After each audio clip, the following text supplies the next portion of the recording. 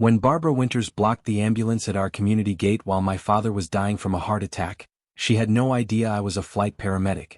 As she waved her rulebook, the whump-whump of rotor blades announced my revenge. Her perfect HOA world was about to be blown away, literally. Before watching full story, comment below from where you watching, also like and subscribe for more stories. My hands were shaking as I dialed 911. My father was lying on the kitchen floor, his face pale and sweating. He had been complaining about chest pains all morning, but when he suddenly collapsed while making coffee, I knew this was serious. 911, what's your emergency? The operator asked. My father, I think he's having a heart attack, I explained, my voice trembling. Please, we need an ambulance right away. I gave our address in Pine Creek Estates, a gated community with perfect lawns and strict rules. The operator assured me help was on the way and instructed me to place my father in a recovery position while monitoring his breathing. I did exactly as she said, all while whispering reassurances to my dad, who was barely conscious. They're coming, Dad. Just hold on. At 48, I never expected to be in this position. I'd moved back home temporarily to help Dad recover from knee surgery last month. He was doing well until today. 10 minutes after my call, I heard sirens approaching. Relief washed over me as I ran to the front window. The ambulance had arrived at our community entrance, but something was wrong. It wasn't moving past the gate. I grabbed my phone and ran outside, leaving the door open behind me. What's happening? I shouted into my phone at the 911 operator I'd kept on the line. Sir, the ambulance is reporting they're being denied entry to your community, she replied, confusion in her voice. As I sprinted down our cul-de-sac toward the main entrance, I could see the problem. Barbara Winters, our HOA president, was standing in front of the ambulance, gesturing wildly at the driver.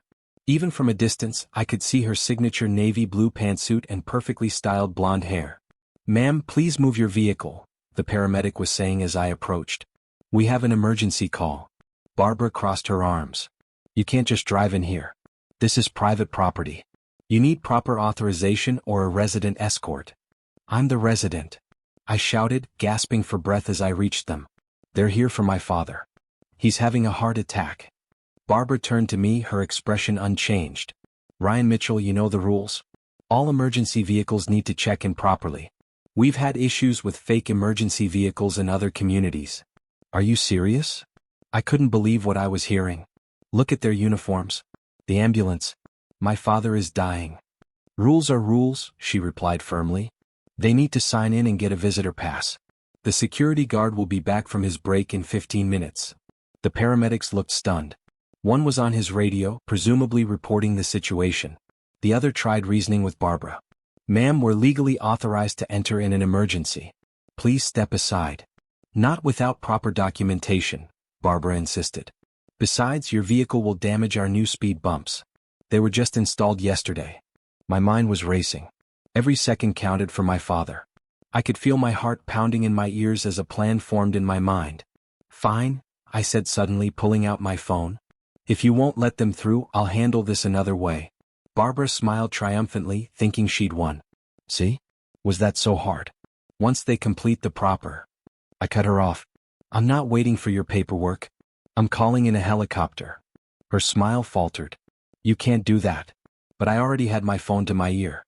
While most people didn't know it, I had a resource Barbara couldn't block.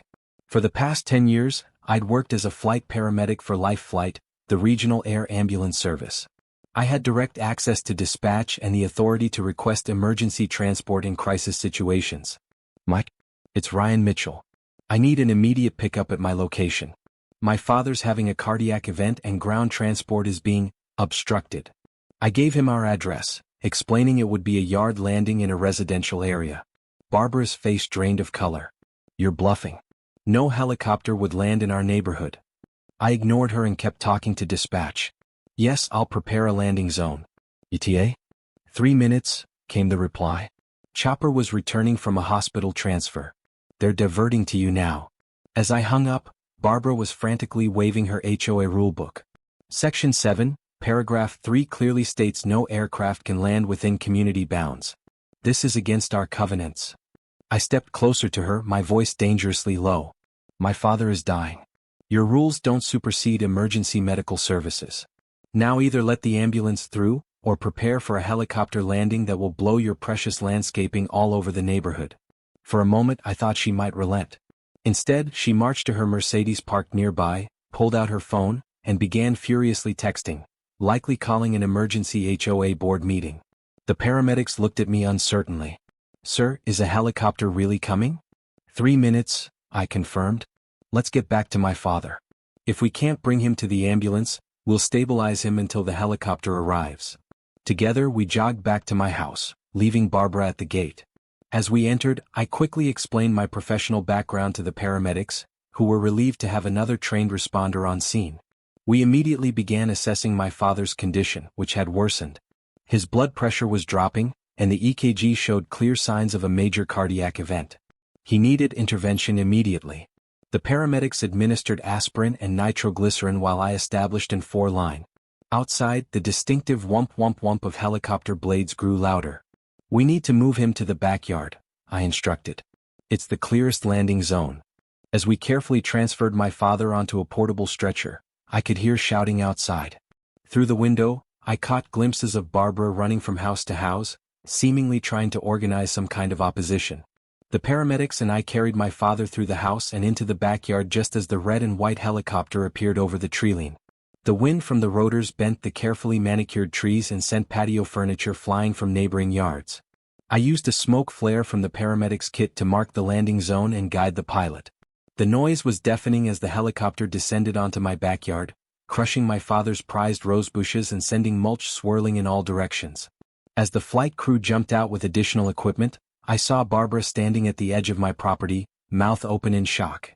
Behind her, a crowd of neighbors had gathered, some filming with their phones, others simply staring in disbelief. Working quickly with both ground and flight medical teams, we stabilized my father and prepared him for transport. I climbed aboard with him, both as his son and as a professional who could assist during transit. As the helicopter lifted off, I saw Barbara's meticulously styled hair whipping wildly in the rotor wash. The last thing I noticed before we cleared the trees was the expression of absolute defeat on her face as she stood surrounded by neighbors who were clearly questioning her judgment. 3 days later, my father was recovering well after emergency stent placement. The cardiologist confirmed what we all suspected. The delay in treatment could have been catastrophic. Every minute had counted. While sitting beside his hospital bed, I received an email from our HOA. It was a notice of violation, citing unauthorized aircraft landing and destruction of common area landscaping. The fine, $2,500. At the bottom was Barbara's signature, along with a note that this matter would be discussed at the next HOA meeting. I showed it to my father, who despite his condition managed a weak laugh. "She always was persistent," he said. "Remember when she fined us for having the wrong shade of beige curtains? This is different, Dad. She nearly cost you your life." He patted my hand. "Well, I'm not dead yet. And I wouldn't miss that HOA meeting for the world." Against medical advice, my father insisted on attending the meeting scheduled for his first day home from the hospital. I wheeled him into the community center that Friday evening, where nearly every resident had gathered. The usual turnout for these meetings was 5 or 6 people. Tonight there were at least 60. Barbara called the meeting to order, wearing her usual stern expression, though I noticed she avoided making eye contact with me or my father. "First item on the agenda," she announced, "unauthorized helicopter landing at the Mitchell residence, resulting in significant property damage to surrounding areas and violations of noise ordinances." Before she could continue, Dr. Henderson, our neighbor who was a retired surgeon, stood up. "Point of order," he said firmly. "I think we should address the more pressing issue of an ambulance being denied entry to our community." Murmurs of agreement spread through the room. Barbara's face flushed. "That matter isn't on the agenda, Dr. Henderson. We're discussing the helicopter incident." "The helicopter wouldn't have been necessary if you had allowed the ambulance through," called out Mrs. Rodriguez from the back. "My grandson's soccer practice was filmed by the local news because they happened to be following the helicopter story. We saw the whole thing. I hadn't realized the incident had made the news." Barbara seemed equally surprised, her composure slipping. "The rules clearly state," she began, but was interrupted by Mr. Patel, who lived across from us. "Show of hands," he said loudly. "How many people think emergency vehicles should be allowed immediate entry to our community?" Nearly every hand in the room went up. Barbara clutched her gavel tighter. "This is not how we conduct business in this association. We have procedures." My father, who had remained quiet until now, slowly raised his hand. The room fell silent. "If I may speak," he said, his voice still weak but determined. "3 days ago, I nearly died because our HOA president valued rules over human life. The doctors tell me that the delay in treatment could have resulted in permanent heart damage or death." He paused to catch his breath, and I placed a supportive hand on his shoulder. "My son works as a flight paramedic. He saved my life by calling in that helicopter. Now you want to fine him $2,500 for it?" He looked around the room. "Is that the kind of community we want to live in?" The silence that followed was broken by slow, deliberate clapping from Dr. Henderson. Others joined in until the room filled with applause. Barbara banged her gavel repeatedly. "Order. I will have order." When the noise finally subsided, Mrs. Wilson, our 82-year-old neighbor who rarely spoke at meetings, stood up. "I move to dismiss all fines related to the Mitchell emergency and to immediately amend our bylaws to give emergency vehicles unrestricted access to our community." "Second," called at least a dozen voices at once. "And," continued Mrs. Wilson, "I move to hold a special election for a new HOA president." This time the second was even louder. Barbara's face had turned an alarming shade of red. "You can't do this. I've been president for 7 years. I've maintained our property values." "At what cost?" my father asked quietly. "Our humanity?" The vote was nearly unanimous. Barbara collected her papers and stormed out, pausing only to glare at me on her way to the door. "This isn't over," she hissed. "Actually, Barbara," I replied calmly, "I think it is." 1 month later, our community had transformed. Dr. Henderson was elected as the new HOA president. His first act was to install a special emergency vehicle entrance with a keypad that all local first responders had access to. The association also voted to use funds from our overly large landscaping reserve to donate an automated external defibrillator, AED, to every street in the neighborhood. Barbara put her house up for sale the week after the meeting. Rumor had it she was moving to a retirement community in Arizona. As for my father, his recovery was going remarkably well. The neighborhood organized a meal train for us, and every day someone would drop off dinner along with get-well cards. People who had lived next door to each other for years but barely spoke were now connecting over this shared experience. On a warm Saturday afternoon, as we sat on the patio overlooking the now replanted garden, my father pointed to the sky. "Look," he said with a smile. A life flight helicopter was passing overhead, likely on its way to the hospital. "You know," he said thoughtfully, "I never thought I'd say this, but I'm grateful for what happened." "Grateful you almost died?" I asked incredulously. He shook his head. "Grateful that something finally broke through the walls we built around ourselves in this community. People actually talk to each other now." He gestured to the newly installed emergency access gate visible from our yard. "And the next person who needs help won't have to wait." As if on cue, Mrs. Rodriguez appeared at our fence with a homemade casserole.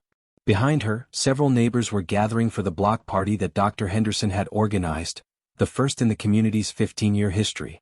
"Your landing zone is looking better," she joked, nodding at the recovering garden.